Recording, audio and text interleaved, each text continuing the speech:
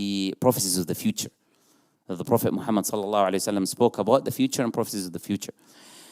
That he said it will come back, meaning now it will be again in the future. And today we see it. You write NASA, the greenery of Saudi Arabia or the deserts of Arabia, and they show you using satellites images of the end of the 1900s, how it's turning from yellow to green. Absolutely turning from yellow to green. And you see today, how are they able to do these advancements? They're able to access the water deep within. They're able to go like Kuwait or Qatar or one of the lands, go and bring whole ice mountain and bringing it, to that land to change the temperature. They're able to use these chemicals that helps them get rain and all of these things. None of this could have been known by someone from the deserts of Arabia when there was no technology at that time to say that this will happen. We see this happening today. And because of that, we see that prophecy being fulfilled. You have the Prophet Muhammad sallallahu alaihi wasallam in a very well-known prophecy that he said, you will see the barefoot Bedouin Arabs competing in building tallest buildings. Where's the tallest building in the world today? Burj Khalifa in Dubai. 50 years ago, it was a desert. What happened? They found oil.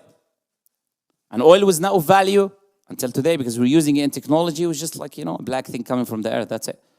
But right now, we're using it of value. Prophet ﷺ, he said that the earth will puke its treasures.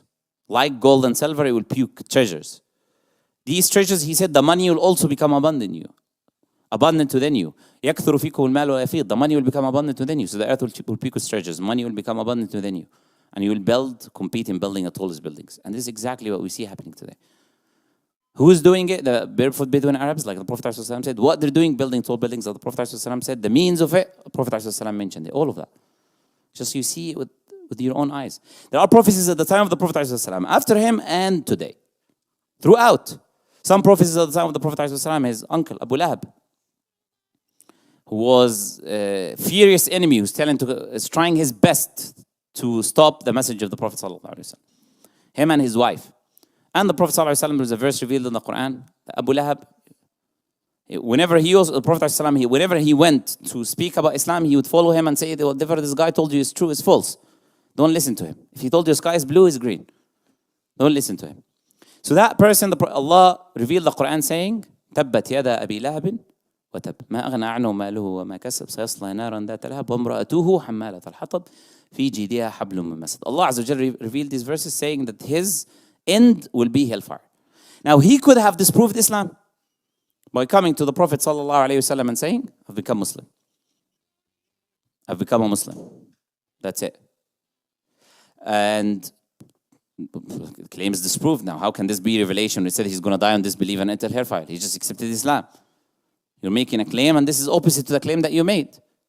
And after this verse, you can say 9 to 10 years he was there and Abu Lahab died 9 to 10 years later and he didn't accept Islam.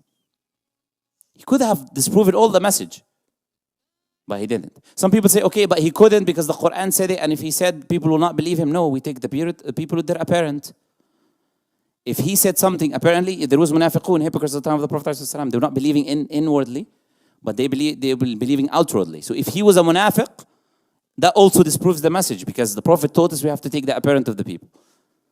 So just by him claiming it would be enough to show that this message is not true. But he couldn't do it because the Lord, the Creator of the heavens and the earth, is the one who said he will die upon this belief. The Battle of Badr is another example where Allah Azza wa Jal, the believers were 300 and disbelievers were 1,000. They had no power, no equipment. It was the early days of Islam.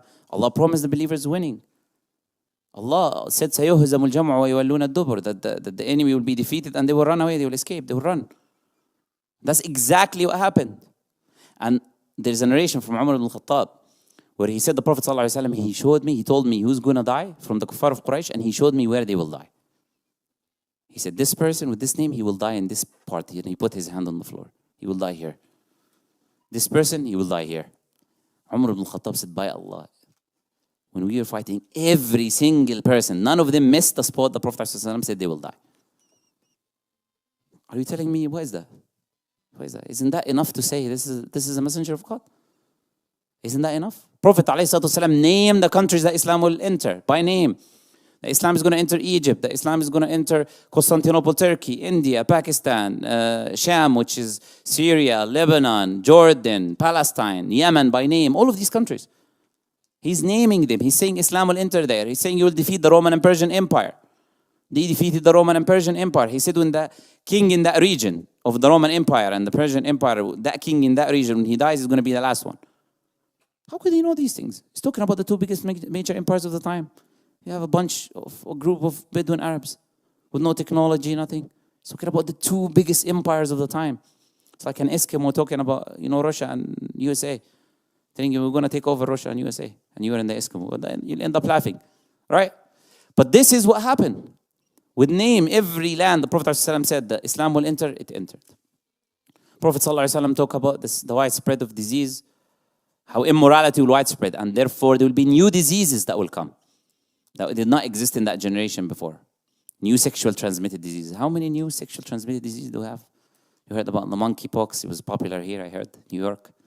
All of these new sexual transmitted diseases, right? How could the Prophet ﷺ possibly know this information? By the way, as I said, look, due to the lack of time, I can give you now tens of examples. Just sitting down here, I can give you tens of prophecies of Prophet Muhammad ﷺ. But how many is enough? Shaykh al-Albani rahimahullah, he said something very beautiful. He said that صاحب الحق يكفيه دليل. The person of truth is enough for him one evidence. وصاحب الهوى لا يكفيه ألف دليل. And the person of desire, even 1,000 evidences is not sufficient for them.